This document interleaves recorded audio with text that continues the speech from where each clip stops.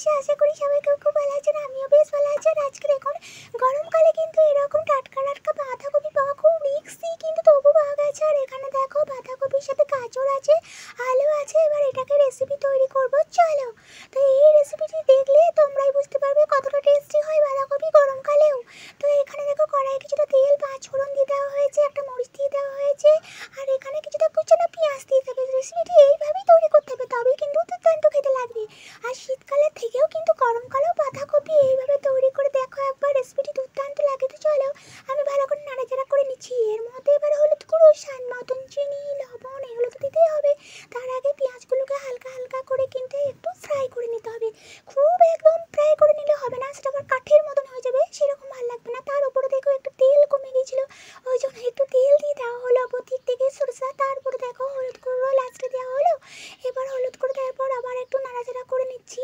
এবার নাড়াচাড়া করার পর যখন পেঁয়াজগুলো হালকা হালকা একটু একটু ফ্রাই হবে, সেই মুহূর্তে লবণটা আমি দেবো। এখানে লবণটা দিচ্ছি পেঁয়াজের উপরে, যেহেতু পেঁয়াজগুলো একটু ম্যারিনেশন টাইপের লাগবে দেখতে। আর এইদিকে দেখো এখানে কিন্তু কলাইগুলো ভিজিয়ে দেওয়া হয়েছে, বরবটি কলাই।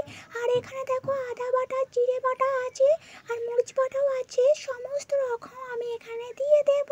এবার ভালো করে কষানো পালা, যেন মনে হবে মাংসের ঝোল খাচ্ছ। ওই বাঁধাকপি তো নয়, কারণ এত এত টেস্টি হয় না। এইভাবে রান্নাটা করে একবার দেখো, স্পেশালি আমার জন্য তো করে দেখো, তাহলে ভীষণই মজা হবে। তো চলো আমি ভালো করে দিয়ে দিলাম। এবার এর মধ্যে কিছুটা মরিচ দিয়ে দিলাম, যারা মরিচ খাও তারা আরও বেশি দিতে পারো। আমি এখানে 2-3টে দিয়েছি বাবু, আর দেবো না, কারণ এত এত ঝাল খেলে কান দিকে আবার ধোঁয়া বেরোবে, ওই জন্য একদমই ভালো লাগে না। তারপর মশলা দেওয়া বাটি জলটা একটু দিয়ে দিলাম, যেহেতু তলা লেগে যাচ্ছে এবার। আর এইভাবে কিন্তু নাড়াচাড়া করে একদম ভালো করে কিন্তু কষিয়ে নিতে হবে, উপরো মশলার গন্ধ যেন বের না হয়। সব রকম দেওয়ার পর এবার বরবটিগুলো দিয়ে দিলাম।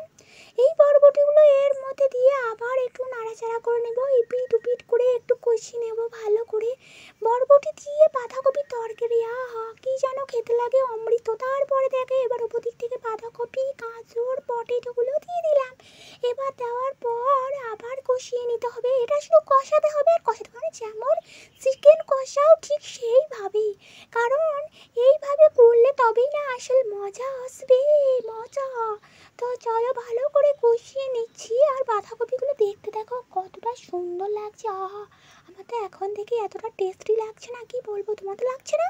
টেস্টি লাগবে কি করে, লাগবে কি করে? তোমরা তো এইভাবে রেসিপি তৈরি করতে চান না, কারণ একবার দেখে নাও তারপরে তো তৈরি করবে, না দেখে তো তৈরি করা যায় না। আর আমি কিন্তু এটা নিজস্ব এইভাবে তৈরি করি, সবাই বাঁধাকপি নানা রকমভাবে তৈরি করে, কেউ এইভাবে কেউ ওইভাবে, কিন্তু আমি করি আমার মতন ভাবে। আর আমার মতন ভাবে করে বাড়ির সবাই খেয়ে বলে দুর্দান্ত হয়েছে। তারপর দেখো ঢাকনা দিয়ে দিলাম, ঢাকনা খোলার পর কিছুক্ষণ পর দেখো 90% সিদ্ধ হয়ে গেছে। আবার কিছুক্ষণ হলে